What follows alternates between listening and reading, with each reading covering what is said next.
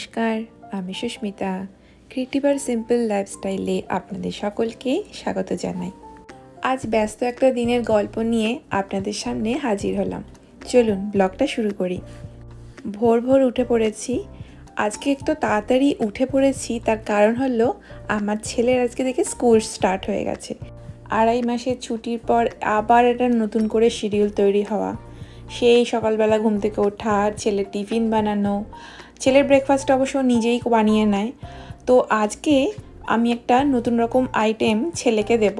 অবশ্যই এটা আপনাদের কাছে নতুন, আমি আপনাদের সাথে শেয়ার করছি। কিন্তু আগে যখন ও খুব ছোট ছিল, যখন ও ছোটো বাচ্চাদের স্কুলগুলোতে যেত বা এলিমেন্টারি স্কুলেও যেত, তখনও আমি এরকম একটা টিফিন বানিয়ে দিতাম। তো কিছুই না, এটা ছিল একটা চিলা টাইপের বা একটা বলতে পারেন প্যানকেক, আলুর প্যানকেক। তো আমি এটা কীভাবে বানিয়েছি সেটাই আপনাদের সাথে তাহলে শেয়ার করি। আমি আগের দিন রাত্রিবেলা আলু আর গাজরটাকে পুরো গ্রেট করে রেখে দিয়েছিলাম, জলে ভিজিয়ে রেখেছিলাম যাতে আলুগুলো কালো না হয়ে যায়। সকালবেলা উঠে সেগুলোকে ছেঁকে ওর মধ্যে ডিম আর একটু সুজি, একটুখানি বেসন দিয়েছি। এছাড়া কিছু বেসিক মশলা যেরকম গোলমরিচ, একটু চিলি ফ্লেক্স আর লবণ তো অবশ্যই দিতে হবে। তো সমস্ত ব্যাটারটা হয়ে যাওয়ার পর আমি এই ওয়াফেলের মেকারের মধ্যে জিনিসটাকে বানাবো। ওয়াফেল মেকারটাকে একটুখানি বাটার দিয়ে গ্রিস করে নিচ্ছি। বাটার ছাড়াও নর্মাল সাদা তেল অথবা ঘিয়ের মধ্যে দিয়েও কিন্তু করা যায়। আমি এখানে বেসন দিয়েছি, এছাড়াও না বেসনের বদলে আটার গুঁড়ো অথবা ময়দা দিয়েও করা যায়, অথবা ওটসের গুঁড়ো দিলেও কিন্তু ভীষণ হেলদি এবং ভীষণ ভালো হয়। তো আমার কাছে সামনাসামনি বেসনের গুঁড়োই ছিল, মানে বেসনই ছিল। তো এটা একটু ক্রিস্পি হবে সেই জন্যই আমি এটা একটু সুজি দিয়েছি, এছাড়াও চালের গুঁড়োও দেওয়া যায়। যেহেতু এটা পুরোটাই গ্রেট করা, সেই জন্য না খুব তাড়াতাড়ি সেদ্ধ হয়ে যায় আলু আর গাজরটা, বেশিক্ষণ রাখতেও হয় না। কিন্তু আমি বেশিক্ষণ রেখেছিলাম যাতে কি একটুখানি মটমটা হয়। আর এছাড়াও যাদের ওয়াফেল মেকার নেই, আমি সেই জন্য ভাবলাম যে আপনাদের সাথে সেটাও শেয়ার করি যে কিভাবে তাওয়াতে করবেন বা প্যানে করবেন। তো এটা কিছুই না, একটুখানি ঢেলে বাটার গ্রিস করে এর মধ্যে এই ব্যাটারটা দিয়ে একটু স্প্রেড করে দেবেন। একটু পাতলা পাতলা হলে কি হবে, একটু মটমটা হবে। আমার তো মটমটাই ভীষণ ভালো লাগে, খুব মটমটা বা মুচমুচে হলে ভালো লাগে না, একটু নরম আর একটুখানি ক্রিস্পি হলে ভীষণ ভালো লাগে। অবশ্য ছেলে যখন টিফিন খাবে তখন একটু নরম তো হবেই। তো যাই হোক, খেতে খুব সুন্দর হয় আর খুব চটজলদিও বানানো যায় এটা, যদি একটুখানি গ্রেট করা আগে থেকে সমস্ত করা থাকে। আর সেই সাথে আমি 2টো অরিও বিস্কুট আর একটু সস দিয়ে দিয়েছি। টিফিন তো রেডি, কিন্তু এটা এখনই ঢাকনা দিতে পারবো না, কারণ এটা কি হয়, স্টিলের টিফিন বক্স যেহেতু, সেটা পুরো যদি আটকে দিই তাহলে না, যেহেতু ভেতরের অংশটা মানে খাবারটা গরম, তার জন্য কি হয়, ও যখন খুলতে চাইবে তখন আর খুলতে পারে না, আটকে যায়, জানেন তো। সেজন্য একটু হালকা ঠান্ডা করে তারপর আমি ওটা আটকে দিয়ে দেবো ওকে টিফিনে। আর ভাবলাম ছেলের টিফিনে যখন দিচ্ছি তাহলে আমরাও ব্রেকফাস্টে খেয়ে নিই। চলুন এবার একটু ছেলের সাথে দেখা করে আসি। ও অনেক সকালবেলা উঠে পড়েছে, আমারও আগে।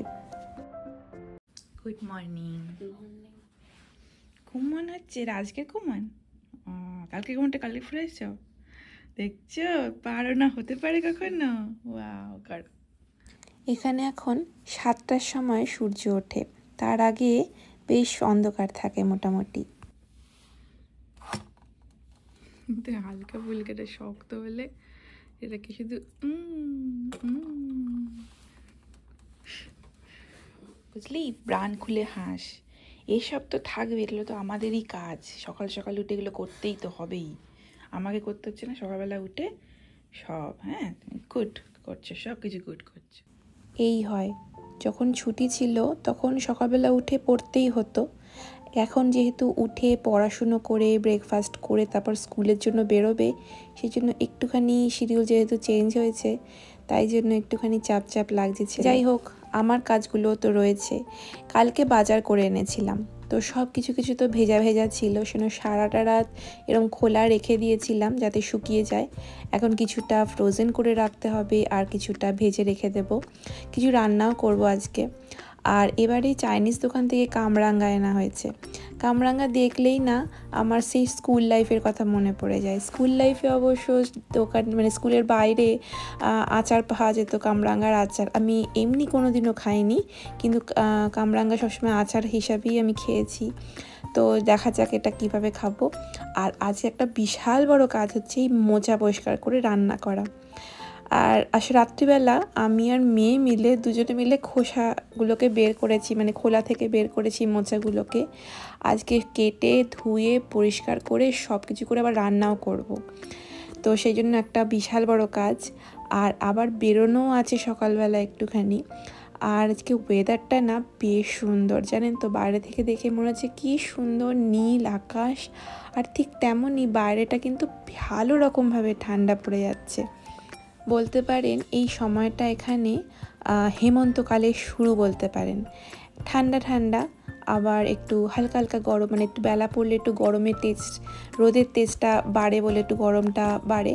কিন্তু সকালবেলা থেকে এত সুন্দর ঠান্ডা ঠান্ডা থাকে। আমি জাস্ট দরজাটা খুলে বসেছি। যখনই কোনো কাজ করি তখনই আমার মনে হয় ওরে বাবারে কত রকমের কাজ। আমার কেন, আমার মতো হয়তো সব মানুষেরই এরকম হয়। জানেন, আমি একটা ট্রিক্স সময় নিজের মনকে বোঝাই এই ভেবে যে এই যে বাসনটা একটা সময় তো পুরো খালি ছিল, একদিকটা ভর্তি আর একটা বাঁশের বাটিটা পুরো খালি, কিন্তু যদি একবার কিছু না ভেবে এত বেশি ওভার থিঙ্কিং না করে যদি আমি কাজ করে যাই বা আমরা কাজ করে যাই, একটা সময় আসবে যখন খালি বাসনটা পুরো ভরে যাবে আর যেখানে ভর্তি ছিল সেটা পুরো একদম খালি হয়ে যাবে। গল্প করতে করতে কাজ করতে করতে আমার ছেলের ওদিকে টাইম হয়ে যাচ্ছে। ও একটুখানি সাজুগুজু করে নিয়েছে, একদম রেডি। এবার ওকে বলা হচ্ছে যে বাইরে প্রচণ্ড ঠান্ডা। জানেন, এদেশে একটা অদ্ভুত ব্যাপার, বাইরেটা এতটাই ঠান্ডা থাকে যে আমরা বাবা মারা এত করে বলি যে জ্যাকেট পরতে, কিন্তু একটা বাচ্চাও হুডি বা জ্যাকেট বা কিছুই পরবে না। এবং সকালের এই ঠান্ডা যদি একবার লেগে যায় তো খুবই অসুবিধা, স্কুল বন্ধ, সব কিছুই অসুবিধায় পড়ে যাব। তো অনেক বলে কয়ে মানে বলছিলাম আমি ঠিকই, কিন্তু পেছন করে দেখছি উনি জ্যাকেট পরে নিয়েছে। এই সকালবেলাটাই শুধু, তারপরে আর জ্যাকেট আর পরতেও হয় না। তো যাই হোক, কাজ করতে করতে এটাই মনের মধ্যে খালি বলছিলাম যে এতটা মোচা ছাড়াতে হবে। এবং আমি খুবই ভয় বলতে পারেন, কারণ প্রচুর কাজ আজকে, অনেক একটু জায়গায় বেরোনোরও আছে, আবার একটু ঘরদোরগুলো পরিষ্কারও করার আছে। এত কাজ আমি কখন করব। তারপর ভাবলাম যে এত বেশি ওভার থিঙ্ক না করে যদি আমি চুপচাপ কাজগুলো করে যাই তাহলে কেমন হবে।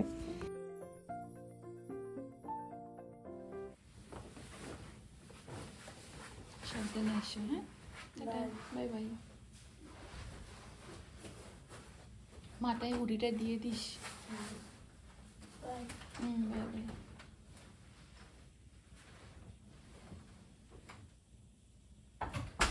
লাইফটা এরকম ফাস্ট ফরওয়ার্ড মোবাইলের সাহায্যে বা রিমোটের সাহায্যে যদি ফাস্ট ফরওয়ার্ড করা যেত, কিন্তু জানেন তো ফাস্ট ফরওয়ার্ড করলেও কি হবে, কিছু কি শেখা যায়? তাড়াহুড়ো করে কিন্তু কিছু শেখা যায় না।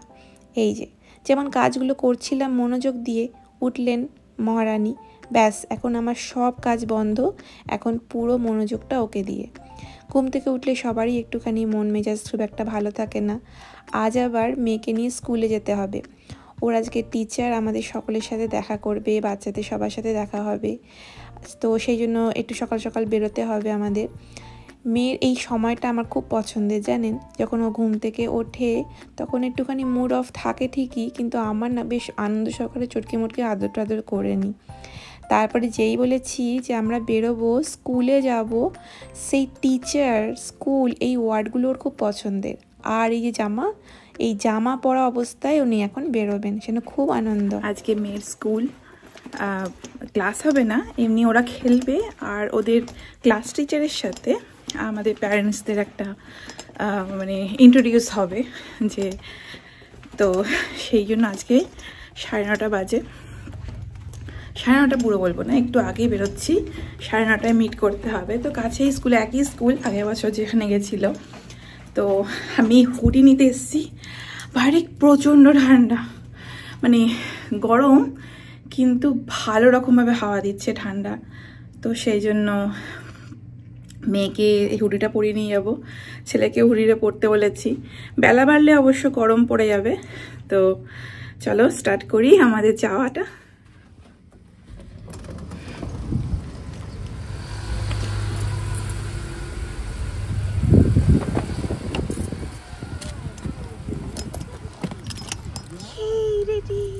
কোল্ড কোল্ড হয়ে আছে তো Mommy, Yes.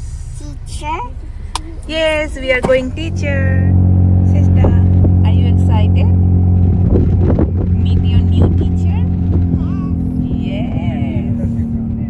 New teacher to? Name Acha, what is your name? Shubhangi. Teacher. Sister, what is your name? Shubhangi Sen. মেয়ের সাথে গল্প করতে করতে ওকে নাম শেখাতে শেখাতে আমরা পৌঁছেও গেলাম। তবে ভেতরে কি হলো সব কিছু কিন্তু আপনাদের সাথে সেটা শেয়ার করতে পারছি না, কিছুটা তো প্রাইভেসি মেনটেন করতে হবে।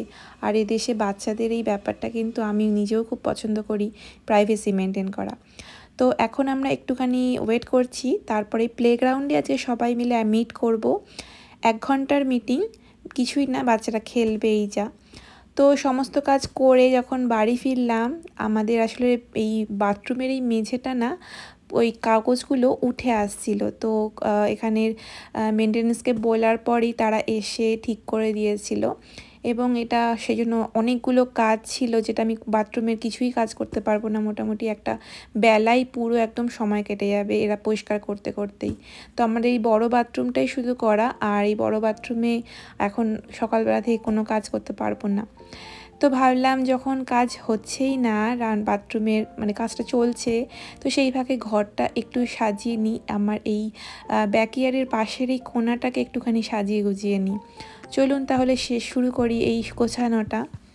জানেন, বিয়ের আগে যখন ছোট ছিলাম তখন বাড়িতে দেখতাম আমাদের 3টে ঘর ছিল, তার মধ্যে একটা ঘর থেকে খাট বের করে আর একটা ঘরে রাখা হতো। কিছু কিছু জিনিসপত্র এই ঘর থেকে ওই ঘরে শিফট করা হতো।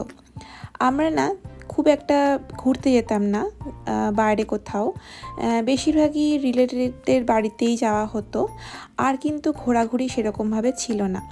কিন্তু যখন বাড়িতে এরকম একটা ঘর থেকে আরেকটা ঘরে এরকম শিফট করা হতো জিনিসপত্র, তখন না ঘরের ভোলই পুরো পাল্টে যেত। এত সুন্দর লাগতো, মনে হতো কি ঘরটা যেন নতুন হয়ে গেল। সেই রকমই চিন্তাভাবনা বলতে পারেন মাঝে মাঝে আমিও এই বাড়িতে করি। এই ছোটো ছোটো জিনিস দিয়ে সাজানো ঘরের কোনাগুলোকে। এতদিন তো পাচ্ছিলাম না, কারণ মেয়েটা খুব ছোট ছিল। এখন কিছুটা কিছু করতে করতে আমার মেয়েও আমাকে মাঝে মাঝে একটু হেল্প করে, সেটাও বলতে পারেন অনেক বড় একটা কাজ আমার কাছে, অনেক বড় জিনিস শেখানো ওকে একটা। আর সেই সাথে রান্নাবান্নার কাজও ছিল, অনেকটা করে রান্না করে রাখছিলাম। একটু লাল লাল মাংসের ঝোল করছিলাম, প্লাস একটু মোচাটা তো ছিলই চিংড়ি দিয়ে, সেটা করছি।